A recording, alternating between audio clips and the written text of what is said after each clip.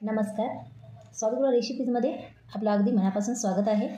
आज आपण घरच्या घरी खस्ता खारी कशी बनवायची ते बघणार आहोत. पीठसारखी खस्ता खारी बनवण्यासाठी इथे लागणार आहे आपल्याला मैदा. 1 वाटी मैदा मी घेतलेला आहे आणि एका गाळणीने गाळून घेतला. तर आता आपण याला गाळून घेतल्यामुळे मैदा आपला हलका झालेला आहे. तर बघू आता आपण याच्यामध्ये आपल्याला काय टाकायचं आहे ते खस्ता होण्यासाठी. इथे लागणार आहे आपल्याला तेल. इथे मी तेल घालून घेणार आहे. एका मोठ्या चमचनं याच्यामध्ये 1 चमच तेल घातलेलं आहे मी आणि पुन्हा पण 1 चमच टाकणार आहे. 2 चमच तेल मी याच्यामध्ये घालून घेतलं. इथं घातलेलंच आहे आपण. पण आता अगदी थोडं असं मी याच्यामध्ये मीठ टाकून घेते. आता हे तेल जे टाकलेलं होतं ते आपण याच्यामध्ये थंडच घातलेलं आहे. आता आपल्याला असं मिक्स करून घेऊया. पूर्ण मैद्यामध्ये आपल्याला हे मिक्स करून घ्यायचं आहे. असं पूर्ण. तुम्ही याच्यामध्ये हवं तर तूप पण घालू शकता, पण मी इथं तेल टाकलेलं आहे. आता आपण याच्यामध्ये पाणी टाकून घेऊया. थोडं पाणी मी टाकलं होतं, पुन्हा याच्यामध्ये टाकून घेत आहे. आणि याची आपल्याला कणिक मळून घ्यायची आहे. आपल्याला इथं फक्त मैद्याला पुठ्ठं दिल्यासारखं द्यायचं आहे. मोठी वगैरे काहीच बनवून घ्यायची नाही. आणि याची अशी घटसर कणिक मळून घ्यायची आहे. कणिक आपण मळून घेतलेली आहे, बघू शकता तुम्ही. आता आपल्याला पहिल्यांदा जी घट्ट करायची होती ते थोडी आता आपल्याला इथं नरम करून घ्यायची आहे. अगदी थोडा पाण्याचा हात घ्यायचा आणि याला असं नरम करून घ्यायचं. आणि आपल्याला याला 10 मिनिट झाकून ठेवायचं आहे. त्यामुळे जे मैदा आहे ते असं आपला फुलून येतो, म्हणून आपल्याला इथं 10 मिनिट झाकून ठेवायचं आहे. त्या वाटीमध्ये मी तूप घेतलेलं आहे. आपली कणिक नरम होईपर्यंत आपण याच्यामध्ये मैदा घालून घेऊया. तुम्ही याच्यामध्ये अरारोट पण टाकू शकता. मी इथं मैदा घेतलेला आहे. आता आपण याच्याशी मस्त पेस्ट करून घेऊया, जे आपल्याला साठा म्हणतो. याच्यामुळे आपली जी खारी आहे ती एकदम अशी खस्ता होते. वाटी घेतलेली आहे. आता आपला जे मैदा आहे तो मस्त असा फुललेला आहे आणि नरम पण झालेला आहे, बघू शकता तुम्ही. पण तरी पण आपल्याला इथं थोडं या पाठीवरीला असं नरम करून घ्यायचं आहे. मळून घेतली मी कणिक. बघा 5 मिनिट झालेले आहेत, अगदी नरम झालेली आहे. आता आपण याचे 4 असे भाग करून घेऊया. आपल्याला छोट्या छोट्या अशा गोळ्या करून घ्यायच्या 4 भागामध्ये, बघू शकता तुम्ही. मस्त असा आपला मैदा झालेला आहे. आता आपण जर हे खस्ता खारी एकदा जर डब्यामध्ये भरून ठेवली तर आपल्याला जेव्हा हवी तेव्हा आपण हे खाऊ शकतो. 8 दिवस तर आपण हे सहजच खाऊ शकतो, त्यामुळे काही हरकत नाही आधीच करून ठेवायला.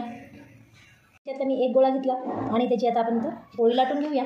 जेवढी होईल तेवढी आपल्याला इथं पातळ पोळी लाटून घ्यायची आहे, जाड ठेवायची नाही. आणि मुलांचं कसं असते, मुलं कधी पण आपल्याला इथं खायला मागतात. शाळेतून आले की किंवा मग सकाळच्या वेळेला घाई राहते शाळेत जाण्याची, तर मग चहासोबत किंवा दुधासोबत किंवा नुसती पण खायला तुम्ही त्यांना देऊ शकता. पोळी आपली बेलून घेतली, बघा अगदी पातळ केलेली आहे. तर आता मी 4 गोळे केली होती, तर 4 पोळ्या मी लाटून घेतल्या. जर तुमचं कणिक जास्त असेल तर तुम्ही मोठ्या अशा 2 पोळ्या करू शकता. तर मी इथं छोट्या अशा पोळ्या केलेल्या आहेत. तर आता आपण याच्यावर जे साठा तयार केलेला आहे ते आपल्याला याच्यावर टाकून घ्यायचं आहे. आता आपण मस्त शेला पूर्ण आहे ना पोळीनं लावून घेणार आहोत. प्रत्येक बाजूने आपल्याला इथं साठा लावून घ्यायचा आहे, अगदी काठापर्यंत लावून घेतला. तर आता आपण याच्यावर कोरडा मैदा घालूया. अगदी थोडा करून आपल्याला याच्यावर कोरडा मैदा टाकून घ्यायचा आहे. यामुळे आपल्या खारीचे जे लेअर आहे ते सुटायला मदत होतात, म्हणून आपल्याला याच्यावर टाकून घ्यायचा आहे मैदा. बघा आता मी याच्यावर दुसरी पोळी पण टाकून घेते. आता आपल्याला याच्यावर अशाच करून पोळ्या टाकायच्या आहेत आणि याला लावून घ्यायचे आहे साठा. आता मी 4 पण पोळ्याला असंच लावून घेणार आहे. 2 तर पोळ्या झालेल्या आहे, अजून याच्यावर मी 2 टाकून घेते आणि याला असं लावून घेते. त्या पण पोळीला मी लावून घेतला आणि आता याच्यावर थोडा मैदा घालून घेते. आता आपल्याला याला असं दुमडून घ्यायचं आहे. बघा अशा पद्धतीने याचे 4ही भाग आपल्याला इथं दुमडून घ्यायचे आहेत असे. बघा आताच आपले इतके छान लेअर आलेले आहेत, बघू शकता तुम्ही. पूर्ण असं दुमडून घेऊया. आपल्याला मी घेतलं 4ही बाजूने पण दुमडून.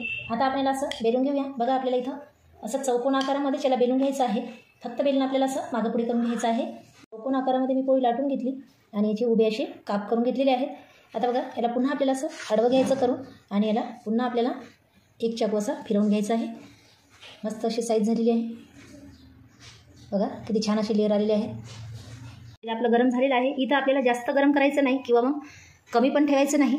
आपल्याला मध्यम आचेवर असं याला ठेवायचं आहे. बघा आता याच्यामध्ये मी टाकून घेते एक करून. जर जास्त गरम तेलात टाकलं तर मग खारीचे लेअर सुटणार नाहीत, ते चिटकून जातील. बघा टाकल्या असे वर आलेले आहेत. आपल्याला इथं चम्मचच्या सहाय्याने याला असं पलटून घ्यायचं आहे. एकदम आपल्याला याच्यामध्ये झाऱ्या टाकायचा नाही, त्यामुळे हे लेअर आलेले तुटून जातात. आणि आपल्याला इथं गॅस लहान करून घ्यायचा आहे.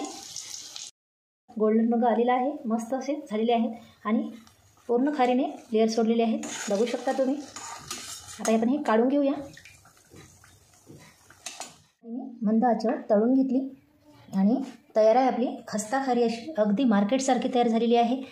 तुम्हाला मी चारी पण बाजूने दाखवते बघा. अगदी पूर्ण लेअर सुटलेले आहेत आणि सोबतच आपल्याला इथं छान अशी मसालेदार चाय आणि खारीचा मजा घ्या. एकदम खायला सुंदर लागते. करून बघा. जर व्हिडिओ आवडला असेल तर चॅनलला लाईक करा, भरपूर प्रमाणामध्ये शेअर करा, सबस्क्राईब करा आणि बेल आयकॉनला क्लिक करा. धन्यवाद.